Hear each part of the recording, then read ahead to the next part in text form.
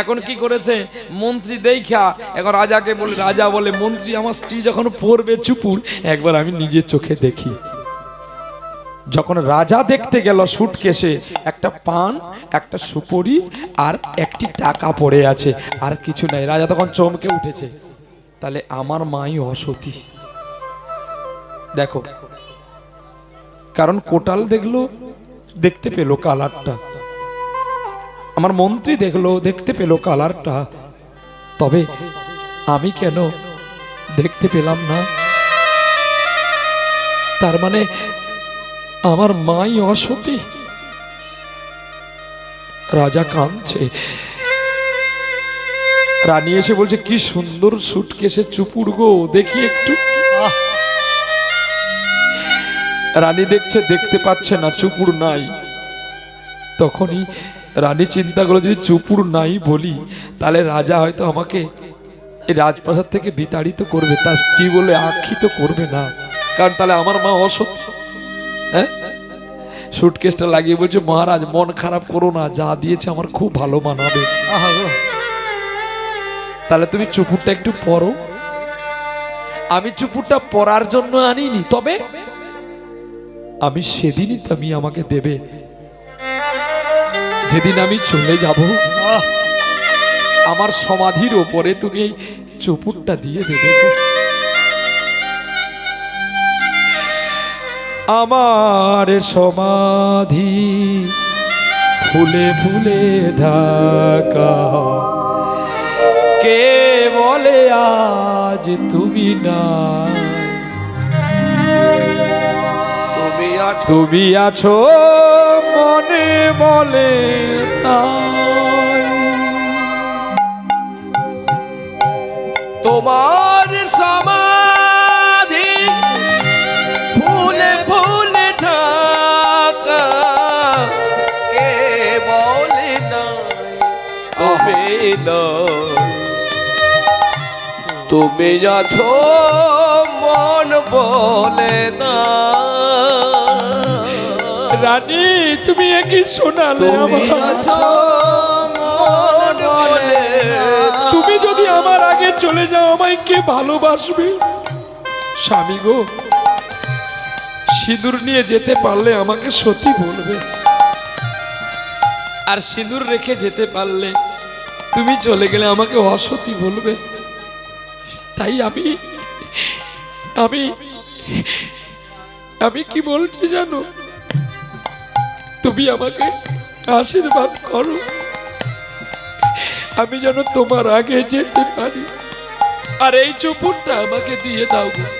তোমার সমাধি ফুলে ফুলে ঢাকা, কে বলে আজ তুমি নাই? মনে বলে আজ আছো তুমি। তোমার সমাধি ফুলে ফুলে ঢাকা, কে বলে আজ তুমি নাই?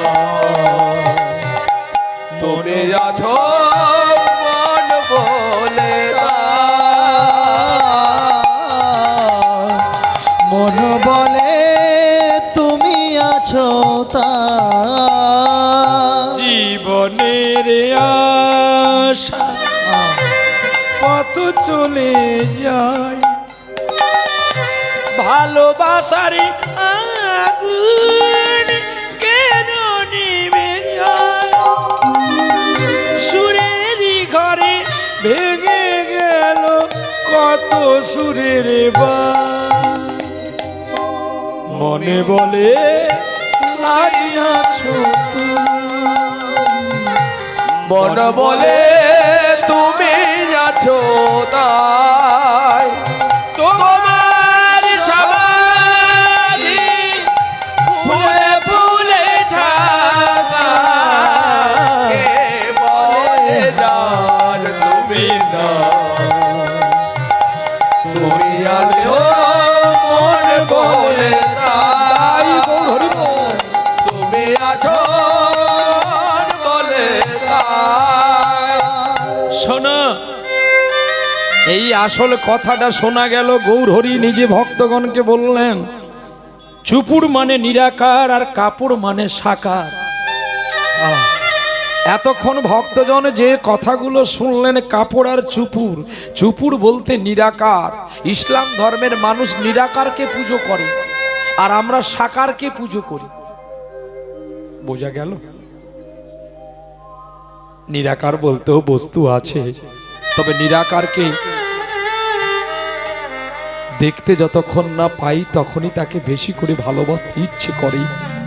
আর সাকার প্রতিনিয়ত দেখতে পাই বলে তার প্রতি আমাদের ভক্তি, শ্রদ্ধা, অঞ্জলিগুলো কম। হরি হরি বল। এই তো ভগবান বসিয়েছেন, তার চন্দ্রাতপ নেই, কিন্তু তাকে চন্দ্রাতপে রাখতে হবে।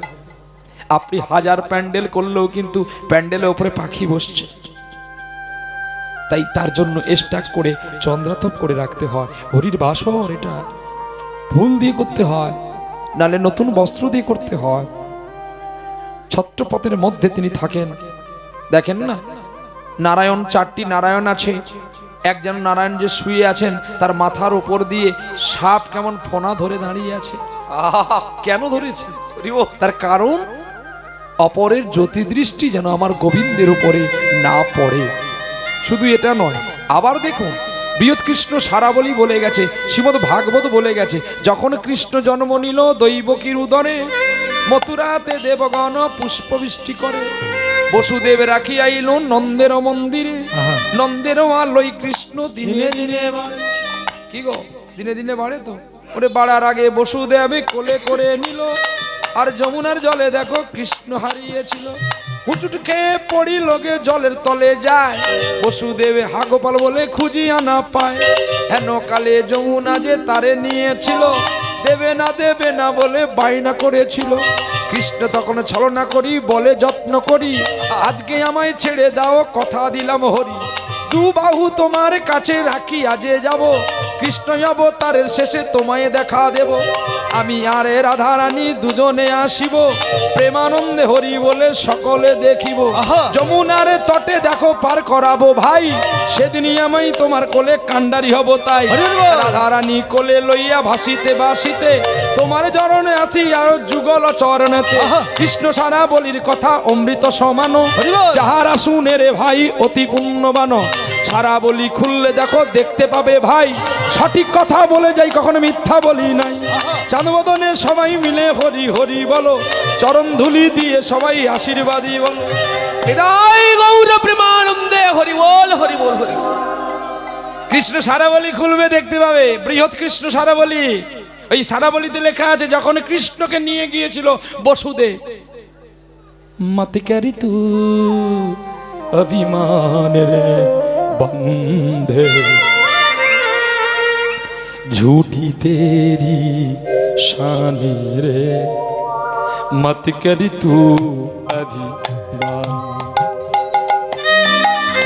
मत कर तू अभिमान रे बंदे, झूठी तेरी शान रे, मत कर तू अभिमान। मा पा धा नि सा नि धा नि पा मा गा गा रे गा मा पा गा मा रे गा रे सा गा मा पा धा नि दा पा मा सा नि धा पा मा गा रे सा। मत करी तू अभिमान रे बंदे, झूठी तेरी शान रे, मत कर तू अभिमान। झूठी काया झूठी माया, ओ तेरा जो हरि गुण गाया। झूठी काया झूठी माया, हरि गुण गाया। झूठी काया, শুধু ঘুমিয়ে থাকো, গান ধরার সময় হলে গান ধরবে না। झूठी काया झूठी माया, वो तेरा जो हरि गुण गाया। रहो ना नाम लेके आए रे बंधु, मत कर दो अभिमान, मत कर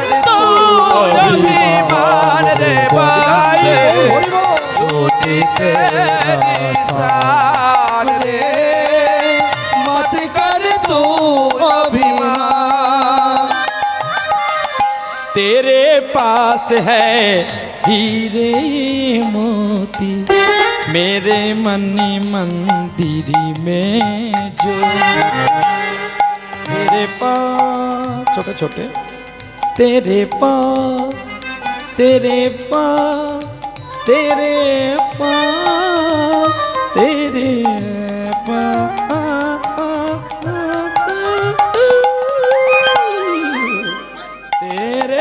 पास है हीरे मोती मेरे मन मंदिर में जो मरने की साथ मेरे आए रे बंधे मत कर तो अभिमान गौर हरिबोल मत कर तू अभिमान रे बंदे झूठ तेरे साल रे मत कर तू अभिमान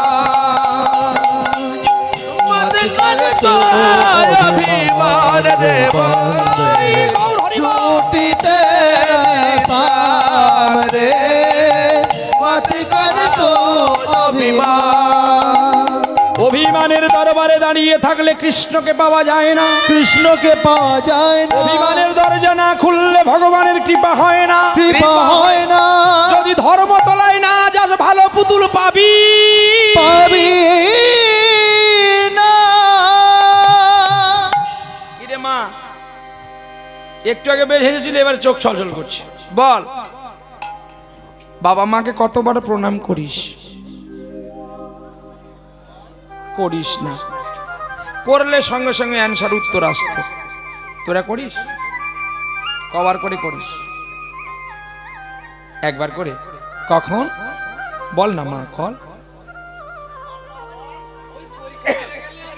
তুই দেখবি দেবো তুই কবার করিস ও গানে আসার সময় আমাকে প্রণাম করে কেন বলো দেখি মাল নেওয়ার জন্য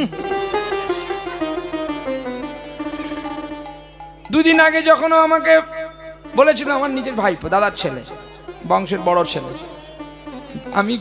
আমি ঘুমিয়ে আছি বৌমার সঙ্গে ফোন হচ্ছে আপনারা সকলে বিয়ে ঘরে যাবেন কিন্তু কবে যে বিয়ে করাবে আমাকেও এখনো বলেন হ্যাঁ বলছে কাকু খেয়েছে তুমি খেয়েছো তারপর আমি তো ঘুমিয়ে পড়েছি তারপর যে কতক্ষণ কি কথা বলছে রয়েছে সেগুলোকে আর কাকু বাবা হয়ে শ্রবণ করা উচিত নিশ্চয়ই না আমি আমার সত্যি সত্যি ঘুমিয়ে পড়েছি শিষ্য বাড়িতে হোগলডহরিতে আমি ছিলাম ক্ষুদিরাম নস্কর বাবুর বাড়িতে আমাদের কানাই বলে আশ্রমে উনি দীক্ষা নিয়েছেন গুরুজির কাছে তার শুয়ে পড়েছি কোনোদিন আমার কাছে ঘুমোয়নি আজকে দেখছি যে আমার কাছেই ঘুমিয়ে পড়েছে উনি যাই হোক খোকা ঘুমিয়েছে দিয়ে তারপরে দেখি আমার যখন খুব ঘুমটা ভেঙে গেছে 3:30 দিকে ঘুমটা ভেঙে গেছে দুপুরে বিকালে তখন আমি যখন দেখি না আমার গায়ের ওপর ওর দুটি পা আমি বলি আমার কাছে তো কেউ ঘুমায়নি কে আমার কৃপা করে চরণ ধুলি দিল যখন দেখি না বাবু সোনা শুয়ে আছে আমি বাবাই একটু পাটা সরা আমি নিচে যাব তখন ধর্ম করে উঠে পড়েই আমাকে প্রণাম করতে শুরু করেছে আমি হয়েছে তুই আজকে প্রণাম করছিস আজকে আমার গায়ে পাটা তুলেছি তুই যে কত আমাকে লাথি মেরেছিস ছোটবেলা এইটা একদিন আমি খেতে বসি জানো আমার ডালের বাটিতে পেশাব করে দিল আমার মা বলছে খোকা ওগুলো ফেলে দে বাবা ওটা খেতে নেই আমি যে মা গো এটাও ঈশ্বরের পরীক্ষা যে দেখি ও আমার ঘৃণা করে না ফেলে দেয় আজকে আমাকে বলছে যে তোমার ওই পেচ্ছাপ করা ডালের পয়সা আমি আজকের শো করে দিয়ে দেব তখন আমি ওকে জড়িয়ে ধরে বলছি হ্যাঁ তুই পারবি কিন্তু আমি পারবো না তুই দিতে পারবি আমি যে নিতে পারবো না রে তুই দিয়ে দিতে পারবি আমি কি পারবো নিতে আমি পারবো না রে কারণ তোর জন্মটা আমরা দেখেছি আমার জন্ম কিন্তু তুই দেখিসনি দিতে যদি হয় সেদিন দিবি যখন আমি আর গাইতে পারবো না যেখানে একটু হরিনাম হবে আমায় একটু সেখানে নিয়ে যাবি মা তো চিরদিন থাকে না মা তো কারোর কাছ থেকে কারোর কাছে যায় সেদিন না একটু তুই আমাকে কৃষ্ণ নাম শুনিয়ে দিবি। তাই ধর্মতলা হচ্ছে বাবা মা। আমরা সারা জীবন উল্টো ডাঙার ধরে পথ চললাম। উল্টো ডাঙা মানে বাবা মাকে মানলাম না, গুরুজনকে মানলাম না, সাধুগুরু বৈষ্ণবকে চিনলাম না। আমরা চিনলাম শুধু সুন্দরী নারী আর অর্থ। মরীচিকার পেছনে ছুটতে ছুটতে মানিকতলা দিয়ে যাব বলতে বলতে আমরা সারাটা জীবন উল্টো ডাঙা দিয়েই চললাম। কেউ আমরা ধর্মতলায় যেতে পারলাম না। ধর্মতলা বলতে একটা সুখের সংসার, যেই সংসারের মধ্যে হরি মন্দির থাকে, যেই সংসারের মধ্যে গোবিন্দের ছবি থাকে, যেই সংসারের মধ্যে শান্তি শৃঙ্খলতা বোঝাই থাকে, আর সেটাকে বলা হয় মানিকতলা। আর মানিকতলায় বসে থাকে আসল মানিক, যেটি হলো বাবা আর মা। তাদের ভজন পূজন করলে আপনাকে আর কোনো মন্দিরে ছুটতে হবে না। না ছুটতে হবে গোপীনাথের মন্দিরে, না ছুটতে হবে নবদ্বীপের গৌরীয় মঠে, না ছুটতে হবে ইস্কন মহারাজের মন্দিরে, না ছুটতে হবে বৃন্দাবন, কাশী, প্রয়াগ, প্রয়াণ, বৃন্দাবন, কোথাও আপনাকে যেতে হবে না। তুমি যতই যাও না মন্দির মসজিদ, যতই করো গঙ্গা স্নান, যদি মা বাবাকে না বাসো ভালো, তোমার হবে না খুশি ভগবান। নিতাই গৌর হরি বল হরি বল। চলো চলো, আজকে আর লীলায় দেরি করবো না, চলো গো। আজকে আমরা পরিস্থিতির পন্দে চলে যাই। আজকে আমরা রাজস্থানের কথা শুনবো, রাজা মান সিং এর কাহিনী, নতুন লীলা। যেহেতু কালকেও একজন ব্যক্তি, মহান মানুষ, নতুন বিল্লি লাগিয়ে গেছেন, যিনি কি বলে আজকে একটু আগে গাইলেন, হরিদাস গাইলেন, আমি শুনেছি জবন হরিদাস। কিন্তু জবন হরিদাস কোনোদিন বলবেন না, অপরাধ হবে। জবন মানে মুসলমান, কিন্তু মুসলমান কখনো হরিদাস হতে পারে না। চৈতন্য চরিতামৃতে বলা হয়েছে উনি নামাচার্য হরিদাস, নামের আচার্য। নামের আচার্য না হলে কোনোদিন নির্জান পর্যন্ত গিয়েছে কিনা আমি এতটা মার্ক করিনি। মানে হরিদাসের সাধ্য পর্যন্ত গিয়েছে, আদ্য সাধ্য পর্যন্ত হয়েছিল, সেটা হচ্ছে হরিদাসের নির্জান। হয়তো অতটা যেতে পারেননি উনি, আর সময় স্বল্পের মধ্যে সম্ভব নয়, আমিও হলেও পারবো না, কারণ বইটা তো নিয়ে যেতে হবে না। তো হরিদাসের নির্জানে আপনারা দেখবেন, হরিদাসের নির্জান কোথায় আছে, এই শব্দগুলো আছে চৈতন্য চরিতামৃতের শেষ অধ্যায়, মানে অন্তলীলায়। হরিদাস মহাপ্রভু সাড়ে তিনজন প্রিয় ভক্ত ছিল, স্বরূপ দামোদর, রায় রামানন্দ আর সিকি মাইতি। এই সাড়ে তিনজন, সিকি মাইতি সাড়ে তিনজন কি করে হবে না, নারীকে অর্ধেক ধরা হয়েছে, এই জন্য সাড়ে তিনজন ভক্ত, প্রিয় ভক্ত।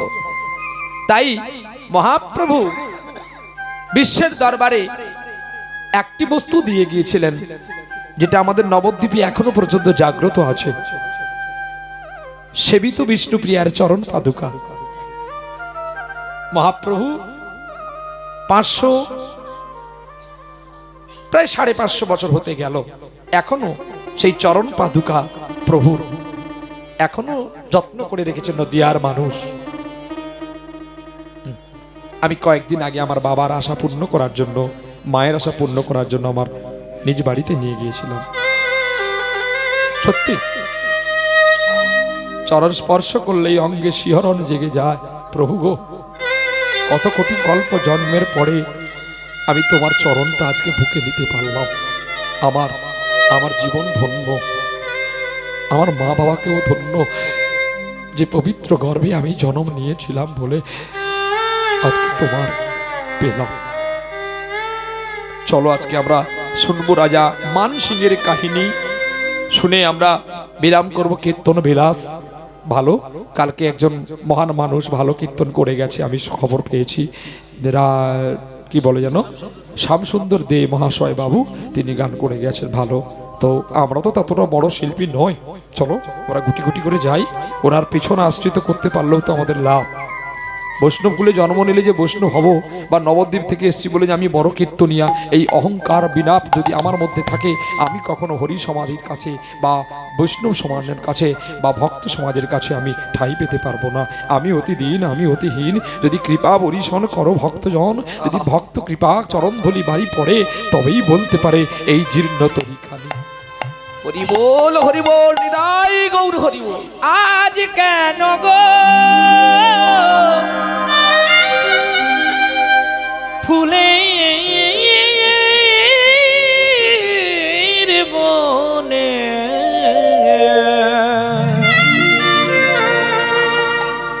জাগলো শ্রী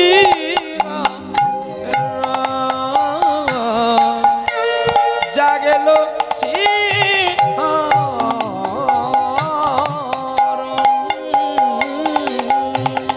আজ কেন গো ফুলের বনে জাগলো শ্রী জাগলো শ্রী ভাঙিল কেন স্বপ্ন আমার পেলাম কাগার দর্শন জাগলো শ্রীহরণ আজ কেন গো ফুলের বনে জাগলো শ্রীহরণ জাগলো শ্রীহরণ কে যেন গো মনে যমুনা কদম্ব তলায় উথল করা রাধা নামে বাঁশরি বাজায় কে যেন গো বাবা আজ কেন গো কদম্বের তলায় পাগল করা বাঁশরি বাজায়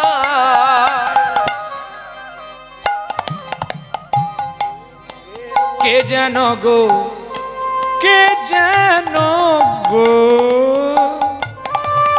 কে যেন গো কে যেন গো কে যেন গো মনে যমুনা কদম্ব তলা উথল করা রাধা নামে বাঁশরি বাজায় আগমনী গান গাইছে পাখি ওরে সেই কি রে বৃন্দাবন জাগলো শিখর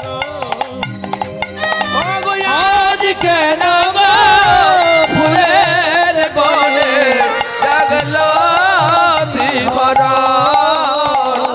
জাগলো শিখর আজ কেন গো ফুলের বনে দাই গৌর হরিবল শিখর জাগলো শিখর ভাবিছ কেন কাঁদিছ তুমি কাহারো লাগি কে বা আপন কে বা পর জানো না গো তুমি কিসের লাগি ভাবিছ মিছে কেউ তো কারোর নয় জাগলো শিখরণ আজ কেন গো ফুলের বনে জাগলো শিহরণ জাগলো শিহরণ আজ কেন গো ফুলের বনে জাগলো শিহরণ জাগলো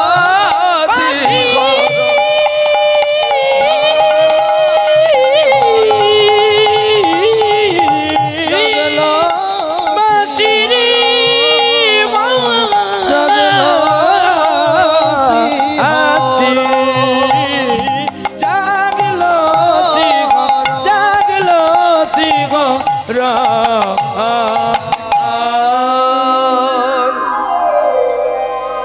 রাজস্থানের অন্তর্গত শিপটপুট গ্রামে একজন রাজা ছিলেন, নাম তার মান সিং।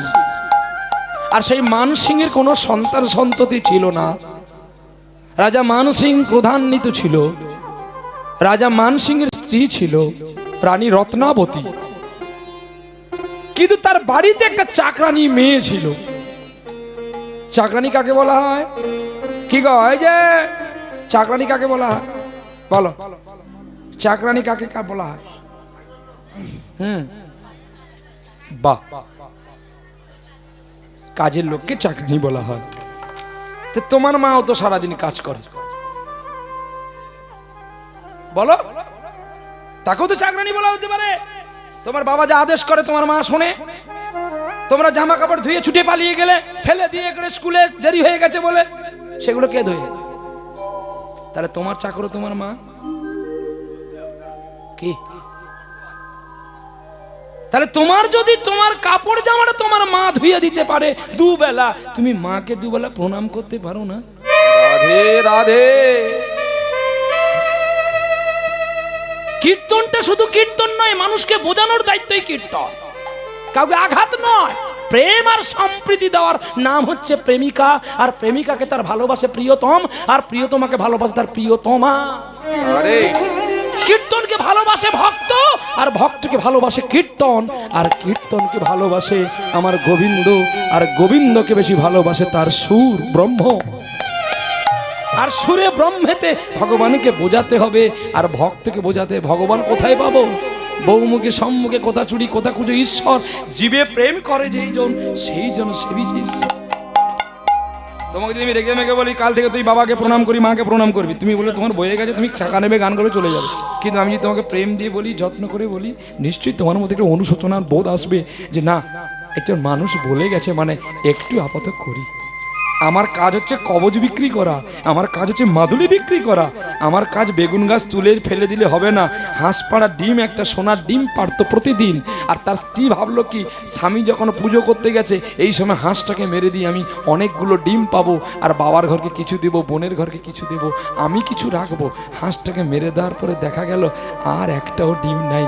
তখনই মানুষ কাঁদতে থাকে। এমনটা যদি আমি হয়ে যাই তাহলে তো আমার বাজার নষ্ট হয়ে যাবে। আমার কাজ মানুষকে বোঝানো, আমার কাজ মানুষের চরণ ধরা, তবেই তো আমি পাবো মানুষের চরণ কমল। শ্রদ্ধা, ভক্তি আর প্রেম, এই তিনটি যার মধ্যে আছে তার কোনোদিন হবে না গেম ফেল, সারা জীবন গেম খেলবে। শ্রদ্ধা আর ভক্তি আর প্রেম রাখতে হবে।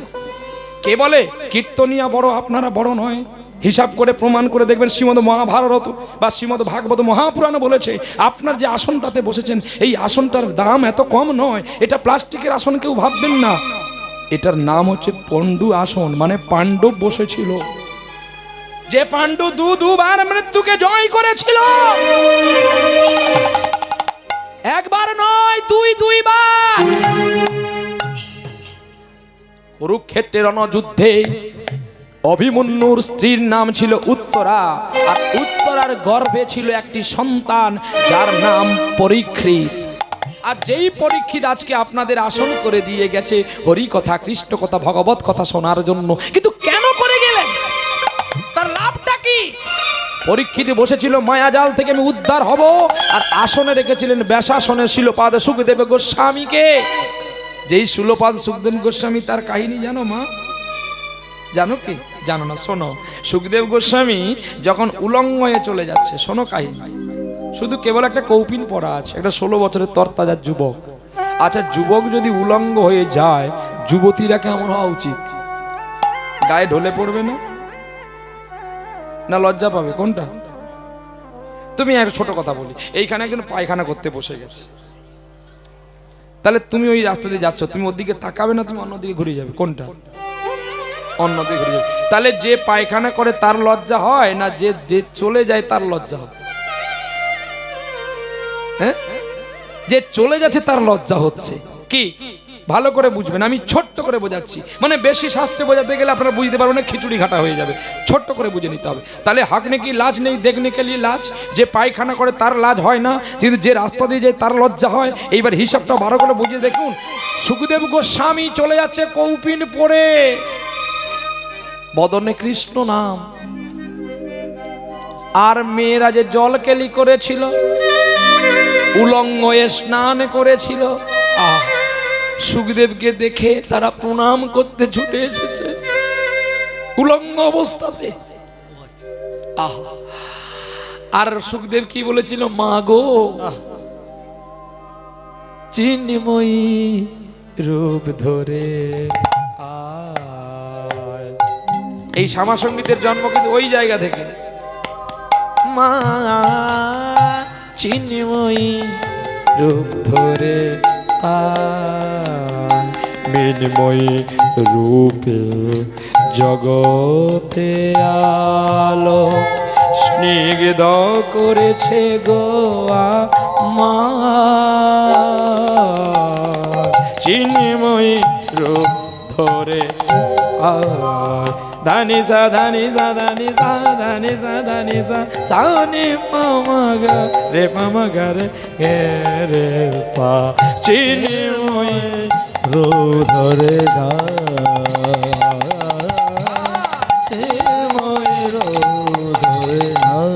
যে মহাশক্তি হয় না বিসর্জন মা,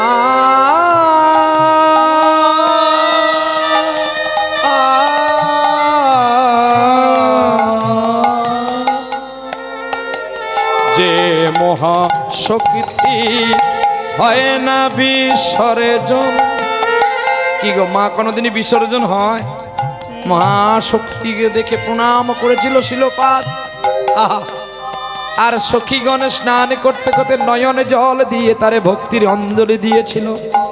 কিন্তু পেছনে তার বাবা ব্যাসদেব ছুটতে ছুটতে আসছে। ব্যাসকে দেখে মেয়েরা জলে পড়ে গিয়েছিল।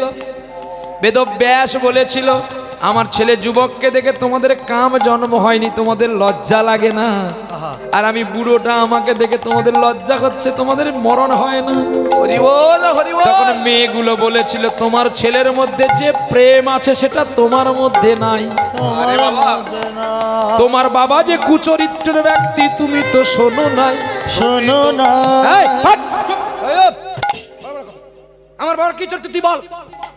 বলে বলবো, যে মহাশক্তি হয় না বিসর্জন। শোনো, তোমার বাবা একদিন নদী পার হতে যাবে। হঠাৎ করে একটা মেয়েকে নৌকোয় দেখতে পেল। আর মেয়েকে দেখতে পেয়ে বলছে, আমাকে ওপারে পারাপার করে দাও। তো মেয়েটা এখন কি করেছে, নৌকোয় তুলেছে কাকে?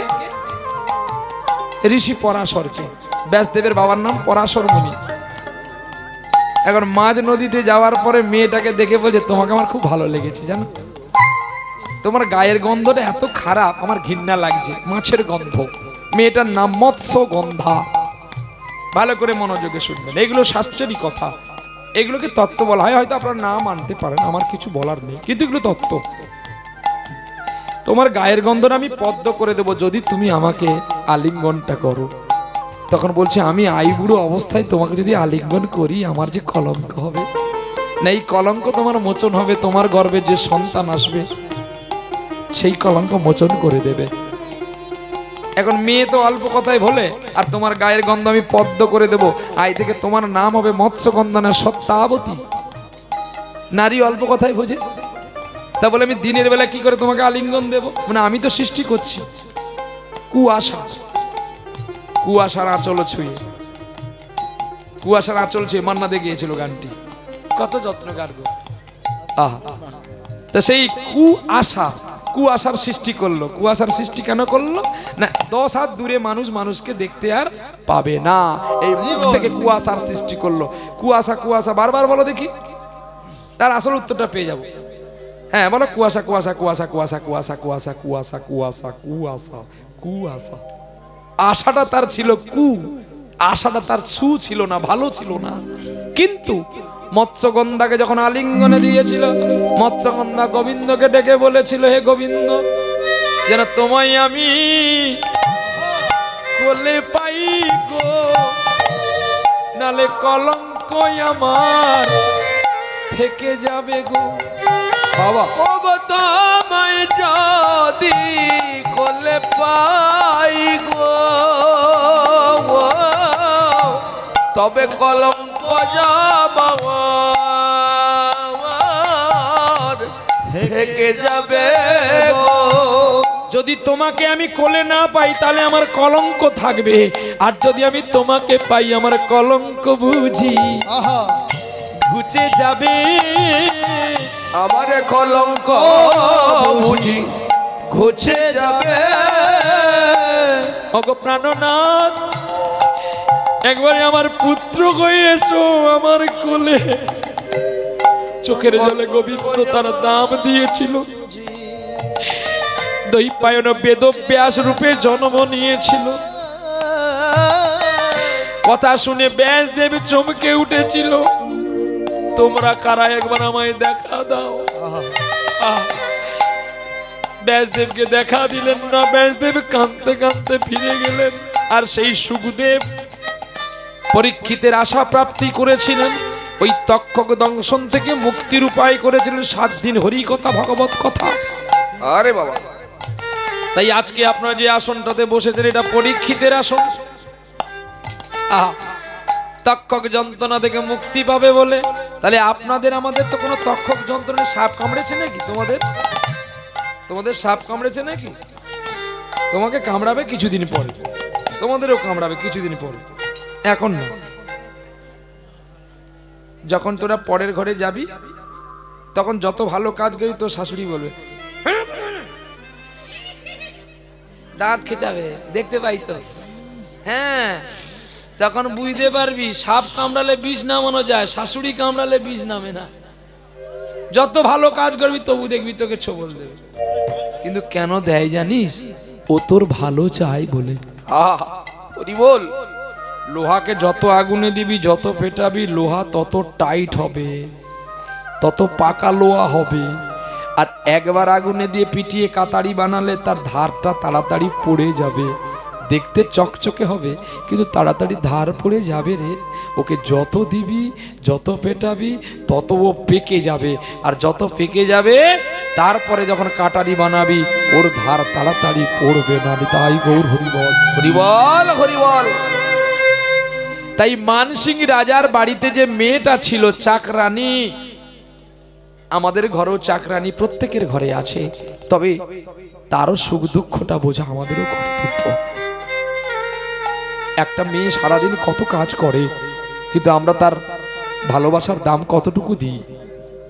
সবাই আমরা নিজেদের সুখ ব্যবহার নিয়ে মেতে থাকি। চলো, রাজা মানসিং রাজ্য চালায়, রাজ্য পরিচালনা করে, আর এদিকে রানী রত্নাবতীর কাছে সকল কাজ সমাপ্ত করে ছুটে যায় পদ্মা বলে একটি মেয়ে। ওই রাজবাড়ির ছাদের নিচে একটি সিঁড়ি নামানো আছে, ওই সিঁড়ির একটা কোণে একটি গোবিন্দের চিত্রপট রেখে গোবিন্দের কাছে কেঁদে কেঁদে বলে, কানরে নন্দলালা, কানরে নন্দলালা, কানরে নন্দলালা, মে তু কানা, মে তু কানা, কানরে তু নন্দলালা।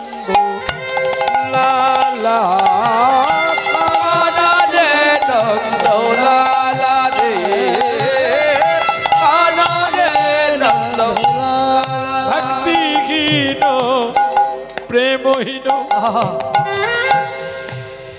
ভাবহীন জনার্দন, প্রেমহীন ভক্তিহীন বিনোদকে চিত্রপটকে বুকে নিয়ে পদ্মা কাঁদে।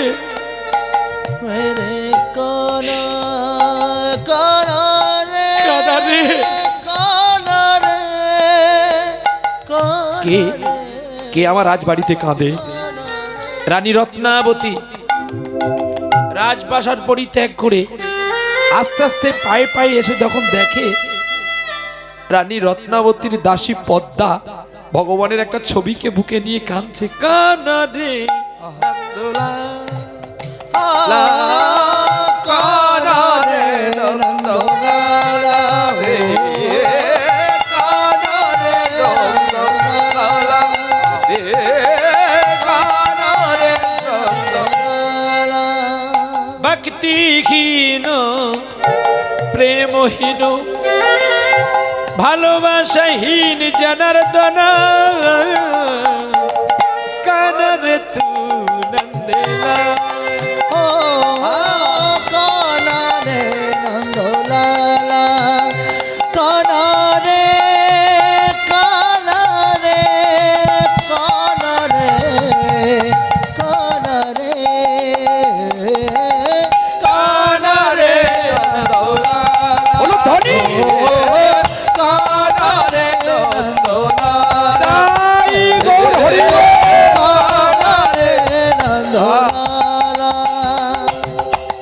मीरा के प्रभु गिरिधर नागर हे गोपाला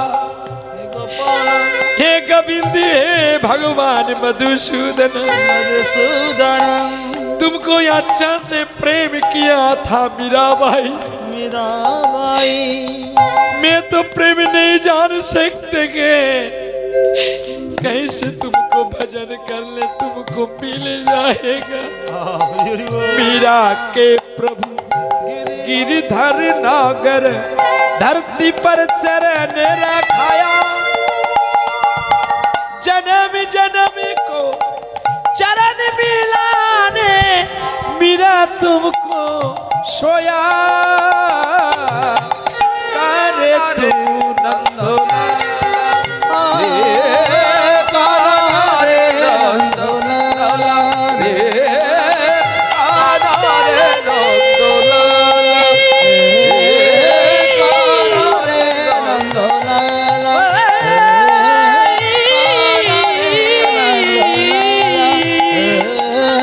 कानारे नंदलाला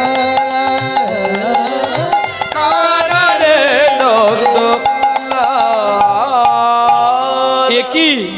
একই তোমার চোখে জল কেন পদ্মা কেন কাঁদছো তুমি বলতে পারো আমাকে কেন তুমি কাঁদছো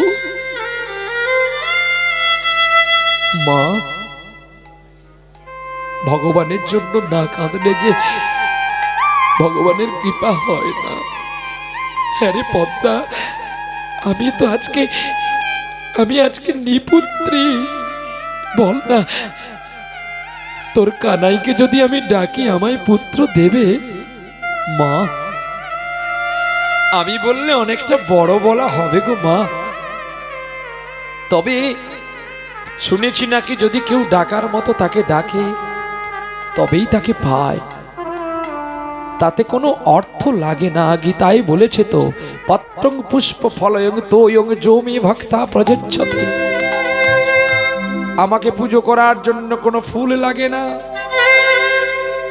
আমাকে ডাকার জন্য কোনো সাউন্ড লাগে না আমাকে খেতে দেওয়ার জন্য কোনো নৈবেদ্য লাগে না নৈবেদ্য লাগে না যদি চোখের জলে আরে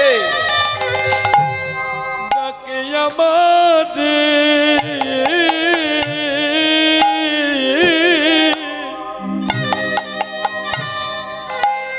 চোখের জলে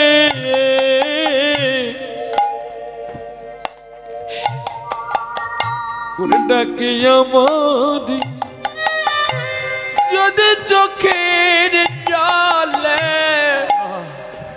ডাকি যামারে চোখের জলে ডাকি যামারে ওরে সখিরি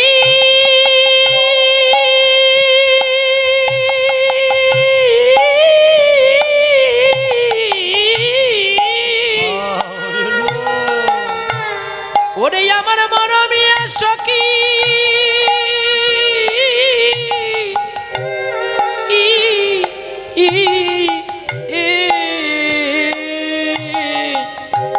চোখের জলে ডাকি যামারে চোখের জলে ডাকি যামারে রে ওরে পদ্মা তুই আমায় দীক্ষা দে। আমায় দীক্ষা দে। কিন্তু রাজা মান সিং এর রাজ্যে কেউ হরিনাম গাইতে পারত না, পারতো না। তার মুন্ডু ছেদন করত। রানী রত্নাবতী মা নিজেই পদ্মাবতীর কাছে কৃষ্ণ মন্ত্র প্রবেশঞ্চ মায়া দেহ দুরাঙ্গতা কৃপয়া গুরুদেবস্য দ্বিতীয় জন্মালা ভাতে। কৃষ্ণ মন্ত্রে দীক্ষা পাওয়ার পরে রানী রত্নাবতীর মাইন্ডটা পরিবর্তন হয়ে গেল। সদা উদাসীনী ভাব আর ভগবানের চিন্তন ছাড়া আর কিছু তার মনে নেই। ভগবানকে রাকুল ছুড়ে ডাকে আর কৃষ্ণ গুণগান করে গো। কি বলে জানো? ওগো কানাই, শুনেছি নাকি তুমি বৃন্দাবনে কত সুন্দর বাঁশি বাজাতে, কেন আর কেন তোমার বাঁশি শুনতে পাই না গো? চলো, তুমি যদি বাঁশি বাজাতো, আমি যদি তখন থাকতাম, তোমার বাঁশি আমি খুলে জলের যমুনায় ফেলে দিতাম। তাই নাকি? ভগবানের গান গাইছে বসে বসে। কে? রানী রত্নাবতী একটি তাম্রর ঘটিতে ঘট সাজিয়ে আম্র পল্লবে দিয়ে পুজো করছে আর গোবিন্দকে বলছে, বাঁশি রে বাজিতে জানো না ও বাঁশি।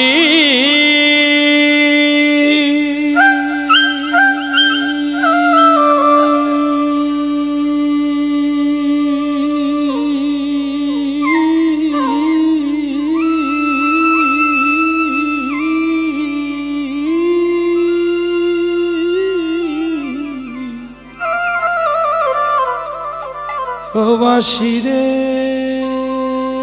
বাঁশি রে বাঁশি রে বাঁশি রে বাঁশি রে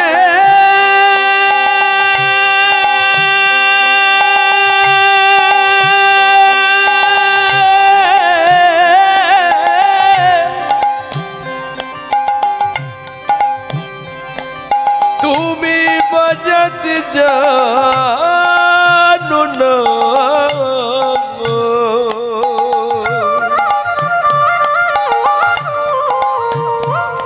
বাঁশি রে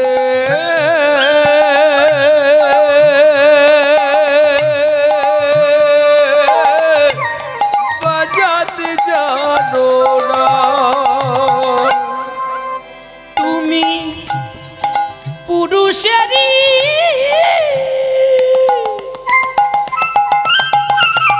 তুমি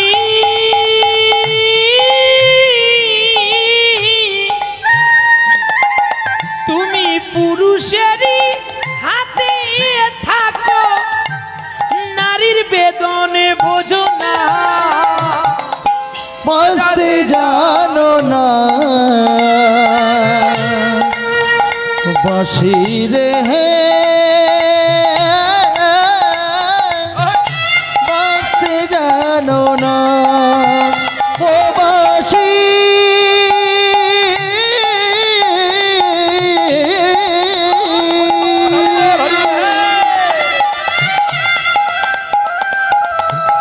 বাঁচতে জানো না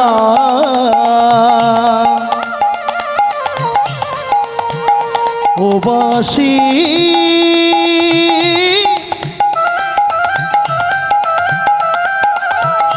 বাঁচতে জানো না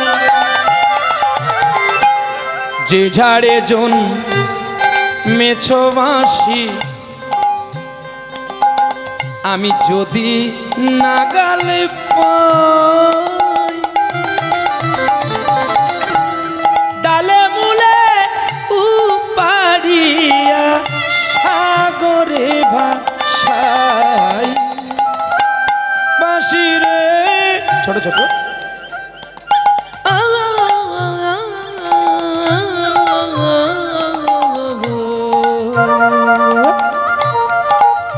বাঁশি রে বাঁশি রে বাঁশি বাঁচতে জানো না ও বাঁশি। বাঁশি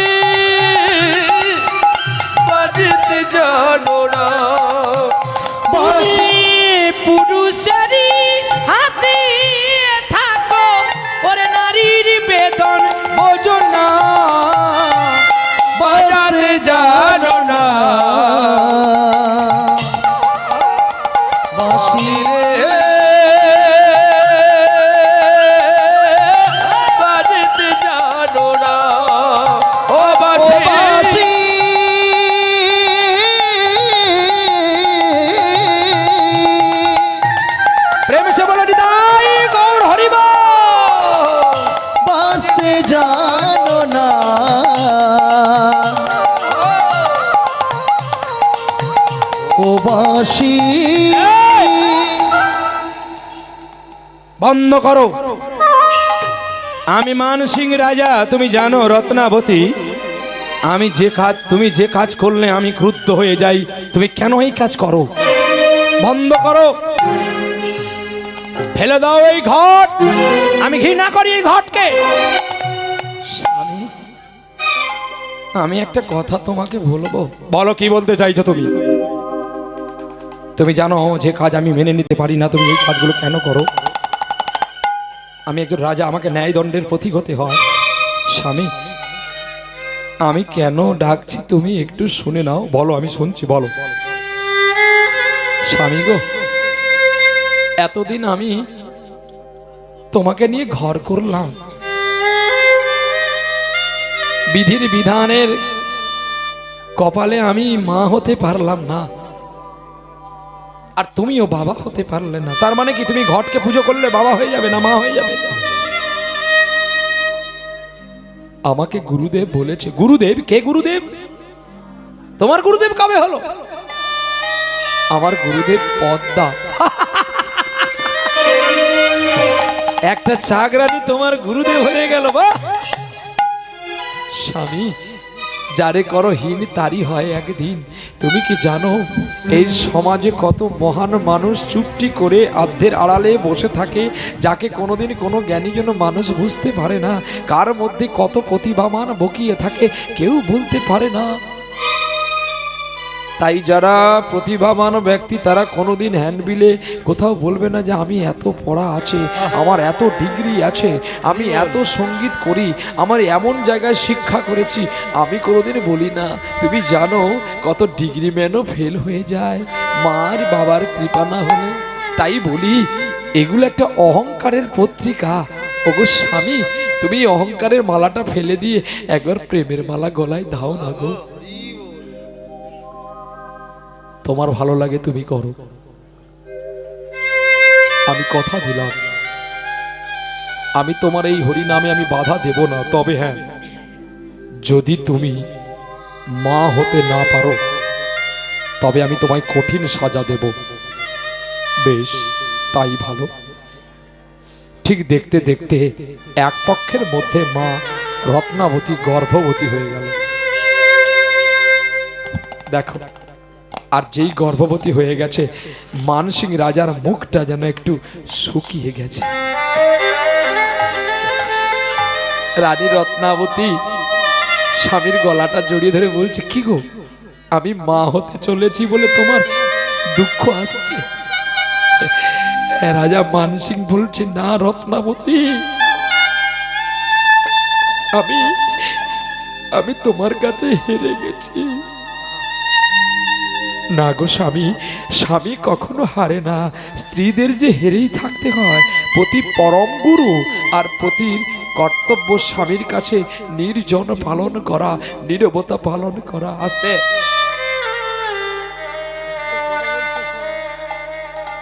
যা কথা বলে দাও। সামনের বারে আমাকে বায়না করলে আমি আসবো না। আপনাদের ব্যবহার, আপনাদের পরিচয়।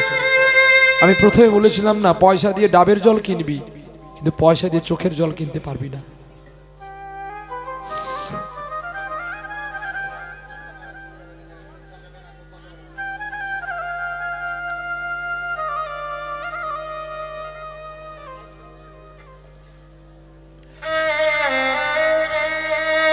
তুমি নীরবে কেন গো,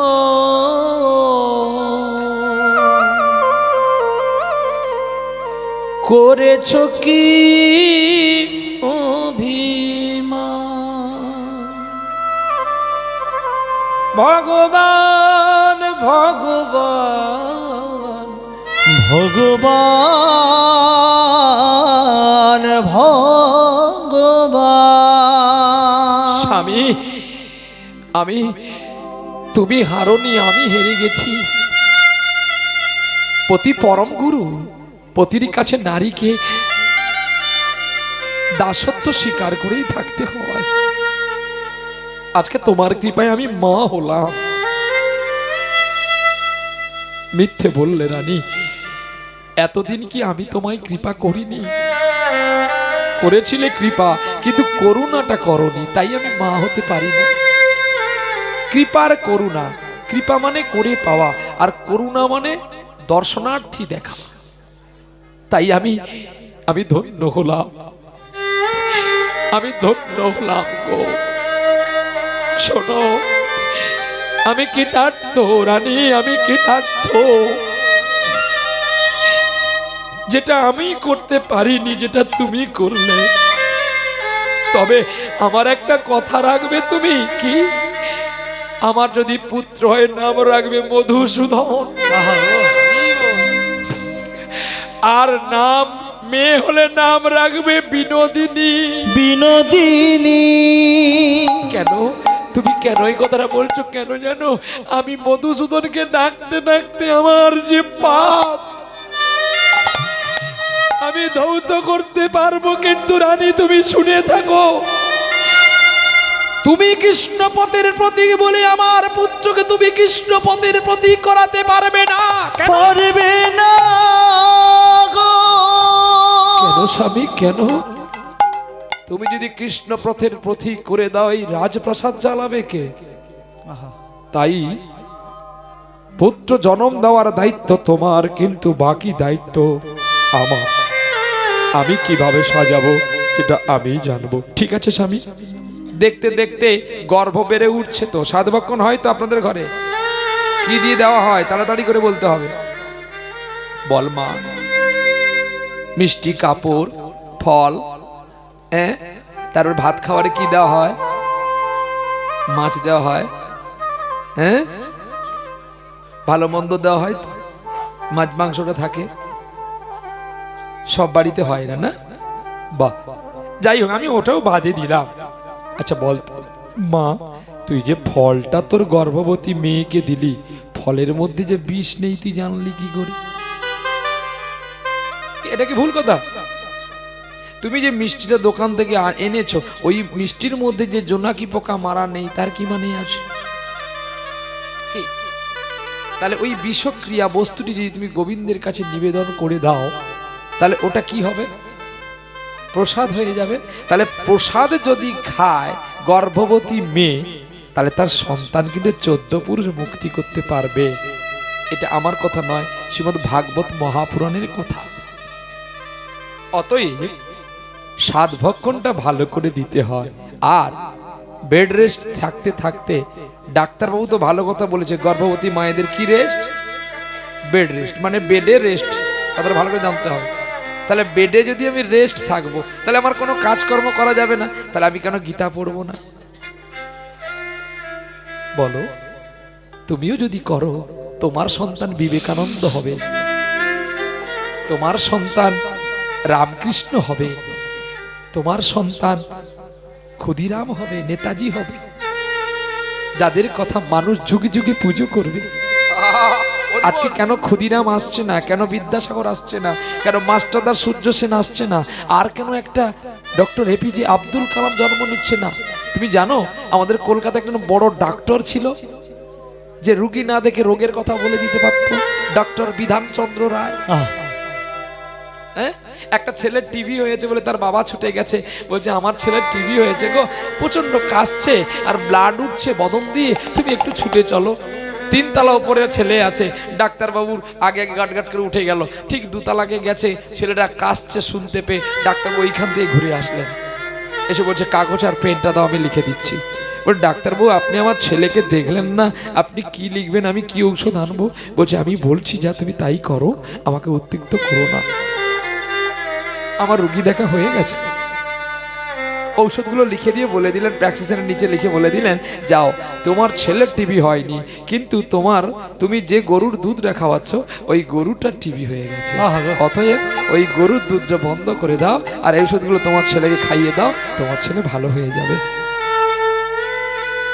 বলো, সেও তো রক্ত মাংসে গড়া ছিল, তাহলে তার মা সাধনা করেছিল। তুমি জানো মায়ের গর্ভ থেকে, মায়ের গর্ভে যে ছেলেটা থাকে, সে বাইরের কথা শুনতে পায়, হ্যাঁ কি না? তাহলে এটা জানবো কি করে? না মহাপুরাণ পড়লে আপনারা জানতে পারেন। বিষ্ণু পুরাণে আছে, অষ্টবক্ষ মুনি অষ্টপক্ষ মুনি তার বাবা ভাগবত কথা বলেছিল, আর ভাগবত কথার মধ্যে ভুল হয়েছিল বলে শ্লোক ভুল হয়ে গিয়েছিল বলে মায়ের গর্ভ থেকে চিৎকার করে বলে দিল, ছেলে বাবা তুমি শ্লোকটা ভুল করলে। তখন বলে ছি ছি ছি ছি ছি, তুমি আমার মূত্র থেকে জন্ম হয়েছো, তুমি বাবার ভুল ধরলে, আমি তোমায় দিনু অভিশাপ। বাবা তুমি না জেনে না শুনে আমাকে অভিসম্পাত করলে।